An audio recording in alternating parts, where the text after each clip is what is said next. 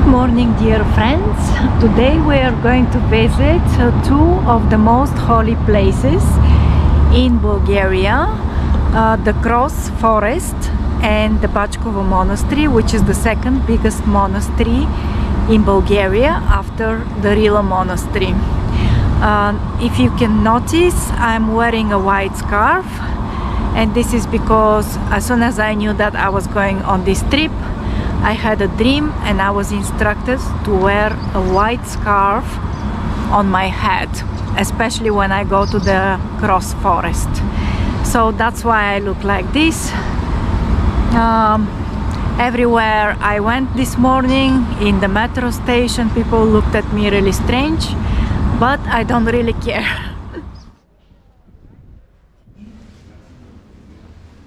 You just have to go behind the main church.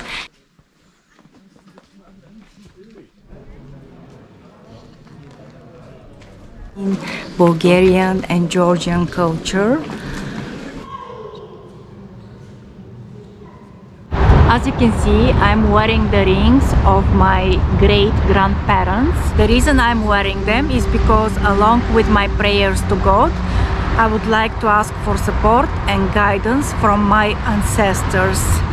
Welcome to Krastova Gora, also known as Cross Forest in English, and recognized as the Holy Trinity. This sacred site is nestled in the mystical Rhodope Mountains. Unlike the Bachkovo Monastery, Krastova Gora is perched at a much higher elevation, accessible via a winding road that leads to its stunning location. It's very beautiful. Let me show you some detail.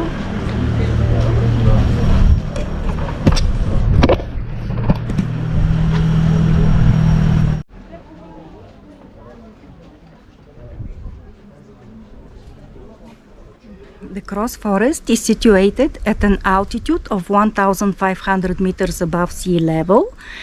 It is in a shape of a cross, 400 by 200 meters. The special thing about this church complex is that it has 12 chapels dedicated to the 12 disciples of Jesus.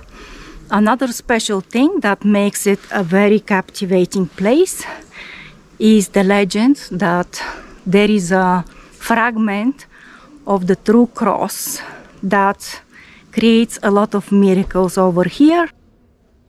If you take a closer look, you'll see a piece of old wood under the glass incorporated into the big cross. This wood is supposedly a piece from the true cross. People come to pray and touch it with a cotton ball. I'm not sure of its significance, but I followed along and did it anyway, just like everyone else. It's believed that another piece of the true cross is buried on this hill, adding to the historical and spiritual significance of the Cross Forest. I had to buy all these candles for family and friends. They keep falling. So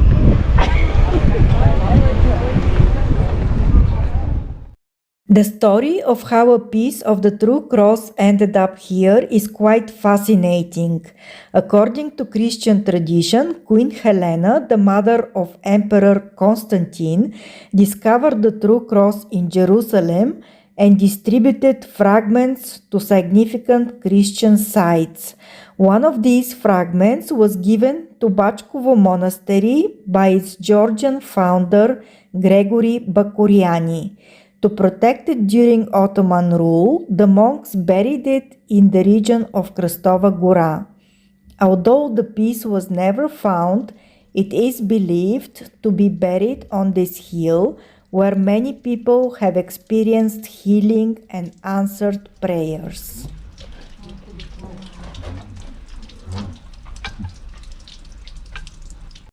After buying candles from the big church, you can explore the small chapels. You just have to go behind the main church, and there is one chapel on the left, then there is one chapel on the right, one on the left, one on the right, and I think there are some in between because The cross forest is in the shape of a cross.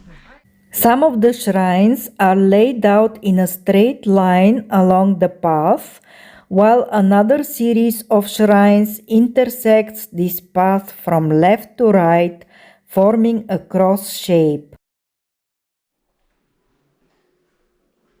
Each chapel features a unique interior with frescoes that illustrate the life of the apostle. You will see an open Bible and there are stories about this specific apostle.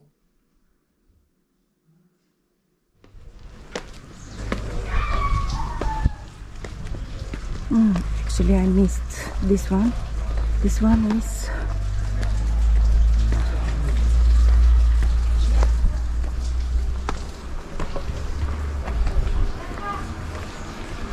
Saint Pavel.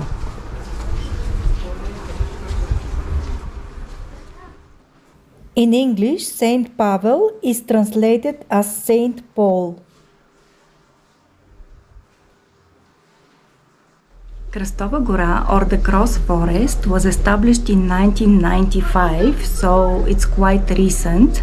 But in the past, there was a monastery which was situated exactly on this hill. Unfortunately, it was destroyed centuries ago. Krastova Gora attracts a lot of pilgrims, and they flock, especially on September the 14th, the day of the cross. They come and they spend the night over here, and they believe that if they spend the night, they are going to get healed. It's very interesting to come exactly on the 14th of September because people bring sleeping bags and blankets, and they spend the night under the stars, and there is a mass which goes on throughout the night. At the end of the path, there is a huge cross, which is a replica of the original cross donated by Tsar Boris III.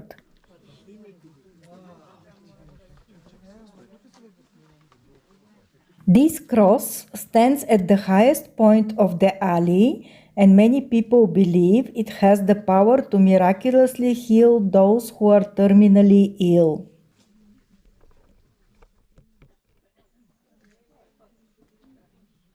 In this area, there is also a spring that is believed to have healing powers, particularly for curing blindness. So some of the chapels are here on the side, because obviously they cannot fit all the 12 chapels over there. Unfortunately, the time is really short to spend more time at each chapel, because each chapel is unique. But I'll try to show you the best I can.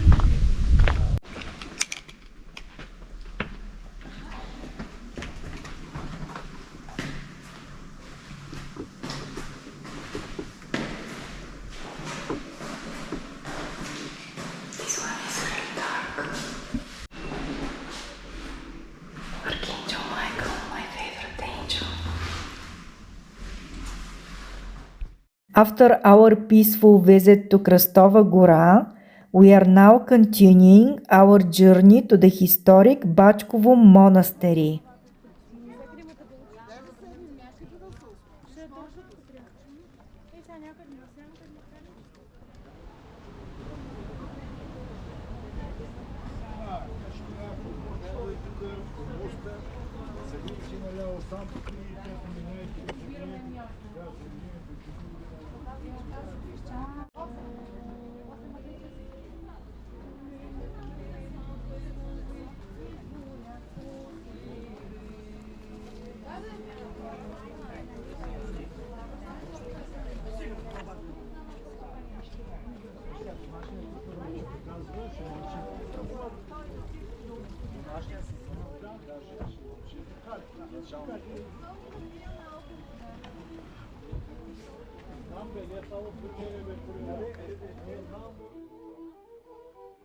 Before we immerse ourselves into the serene beauty of the Bachkovo Monastery, let me introduce you to our special guest, a sheep who truly knows how to steal the spotlight.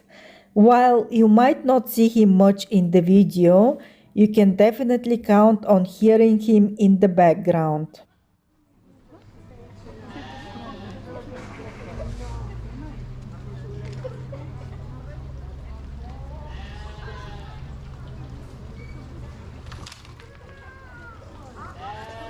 Welcome to Bachkovo, also known as the Assumption of the Virgin Mary, founded in 1083 by the Georgian commander Gregory Bakuriani and his brother. This site holds great historical significance and is one of the oldest places of worship on the Balkan Peninsula. To avoid confusion, Gregory Bakuriani's name may also appear as Gregory Pakurianus, reflecting a possible Byzantine spelling of his name. Gregory is renowned for bringing a relic of the true cross to Bachkovo, which was later buried in the region of Krastova Gora. The monastery stands on the banks of the Chepelare River, and it's only 10 kilometers to the south from Asenovgrad. The style of the architecture is a blend between the Byzantine, Bulgarian and Georgian culture, all united by the same faith. You will notice Georgian influence at the site, as it was originally established as a Georgian Orthodox monastery. By the 13th century, the number of Georgian and Chalcedonian Armenian monks had declined, but their traditions continued to resonate for many more decades. I waited for about 40 minutes to see and touch the miraculous icon of the Virgin Mary. The icon dates to the 11th century and features a dark-faced Virgin Mary adorned in silver and gold. During the Ottoman rule, the icon was hidden in a cave for safekeeping, but was later returned. One of the two brothers overseeing the holy place had a dream instructing him to position the icon near the church entrance to allow visitors to approach it and offer their prayers.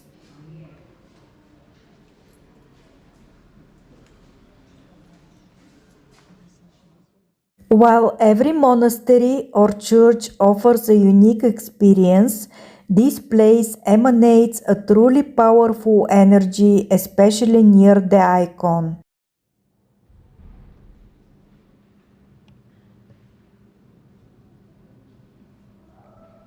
May the Virgin Mary bless everyone who is watching this video.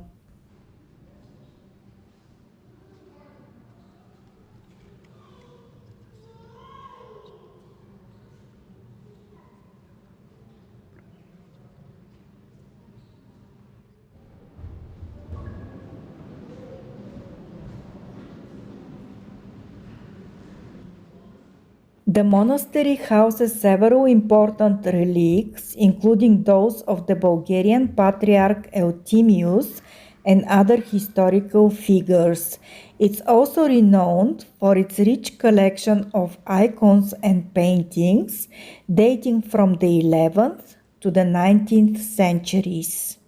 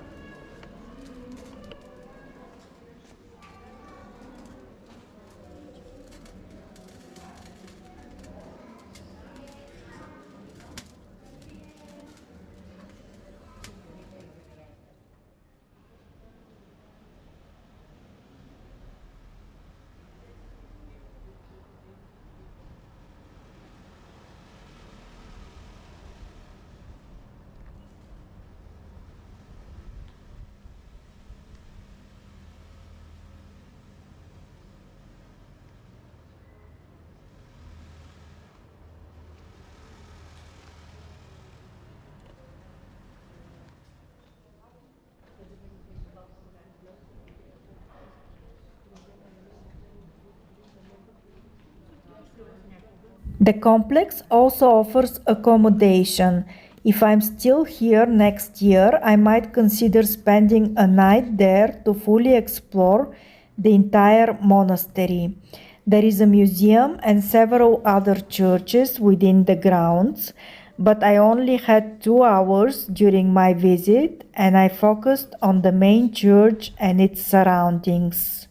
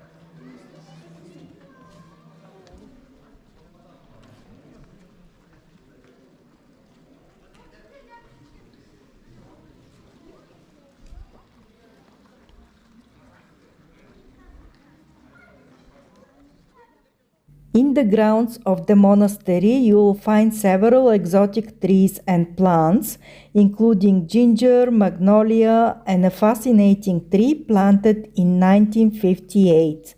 This special tree, known as metasequoia, is a rare kind that dates to the Mesozoic era. So actually the church was destroyed by the Ottomans, like many other monasteries and churches, and after this it was rebuilt. But it's quite impressive. I came here probably 20 years ago and I didn't remember that it's so beautiful actually, especially inside. And I managed to touch the Miraculous icon.